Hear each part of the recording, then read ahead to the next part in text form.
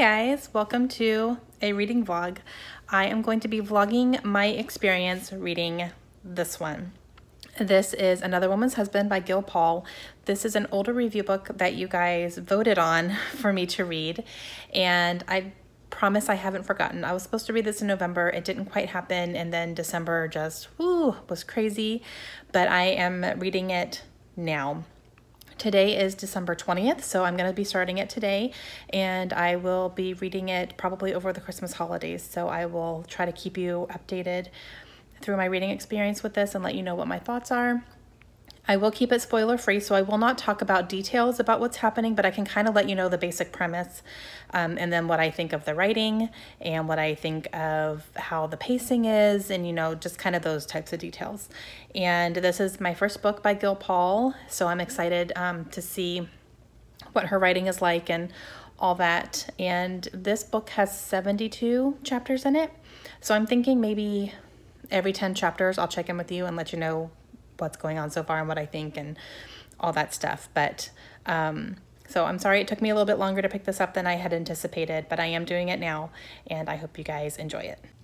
All right, guys, so I am officially 10 chapters into Another Woman's Husband, and it's very, very interesting so far.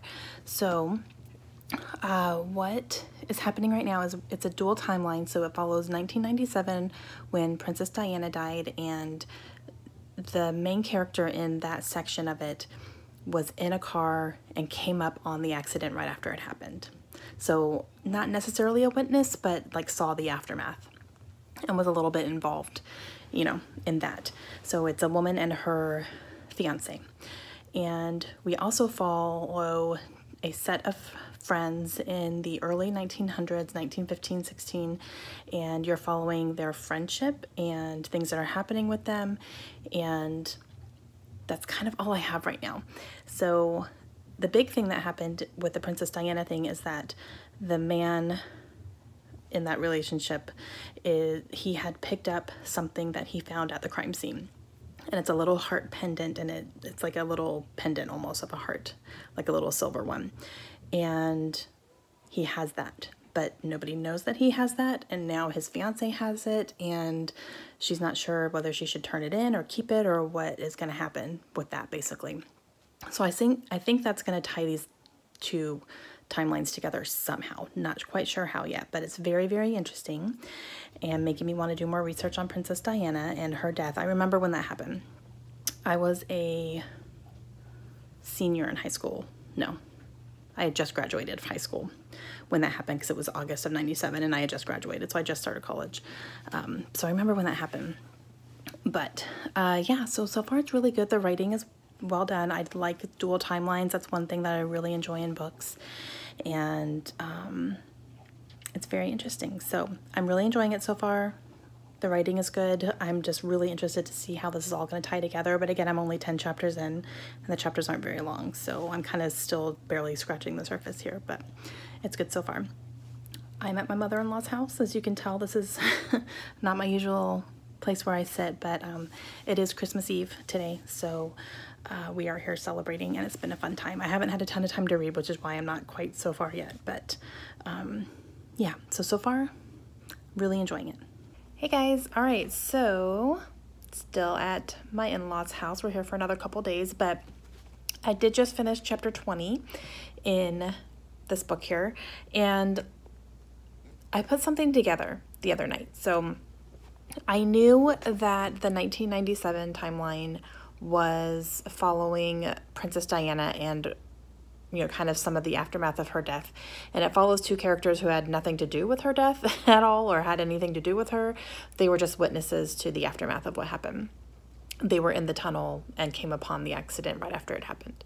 So I'm getting the Diana thing and all that, and I just realized, and I don't know why I didn't put it together earlier, because I could have, but I realized that the storyline we're following in the past with the two friends, one of those friends is Wallis Simpson, and she was a duchess in the royal family, married into it, and she is the one that the heir to become the king of England, he actually gave up the throne in order to marry her because she had 2 living ex-husbands already, and that was very scandalous back then.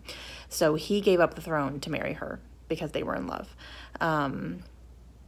And I remember that from watching The Crown on Netflix. That was in the first season.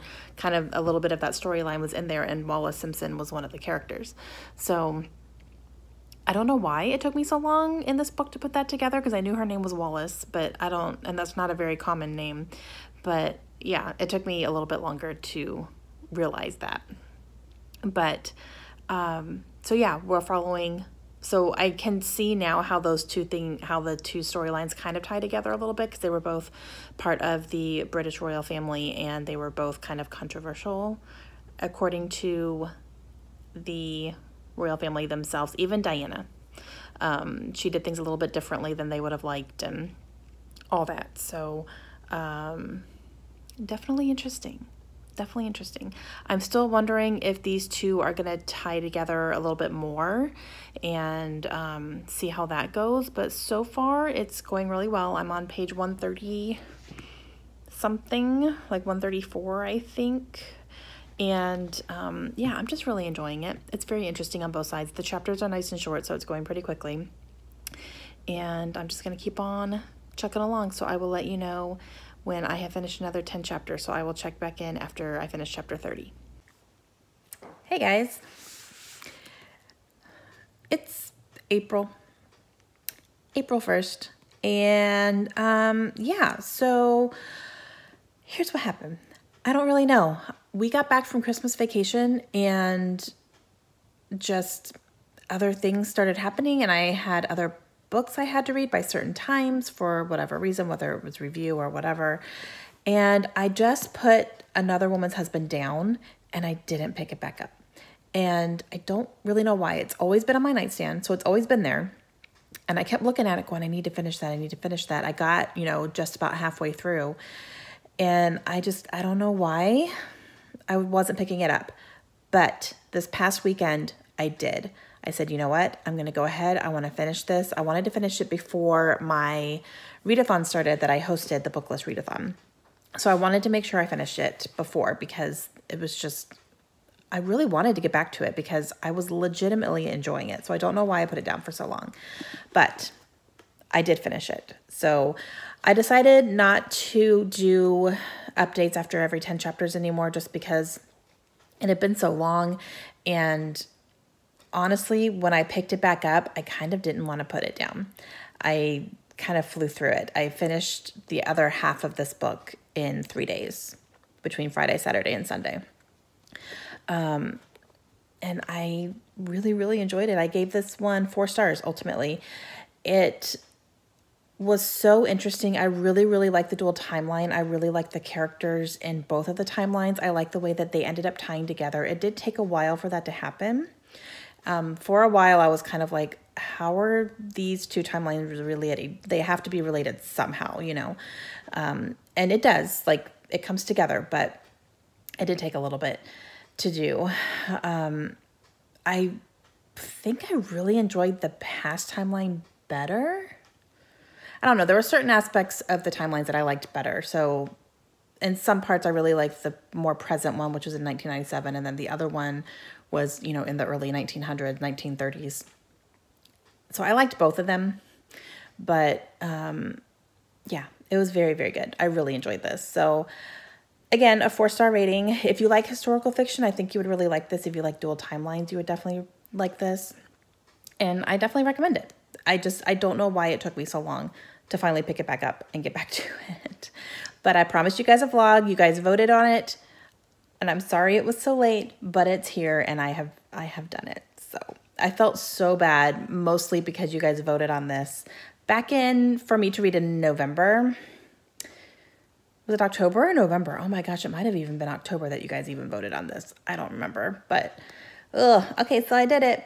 And I hereby, from here on out, solemnly swear not to make you guys wait so long if you guys vote on something for me. So I apologize for that, but it was still worth it. I really, really liked it. If you guys are interested, have ever been interested in this, then definitely pick it up. It's worth the read for sure. Okay, so I'm going to go ahead and end this.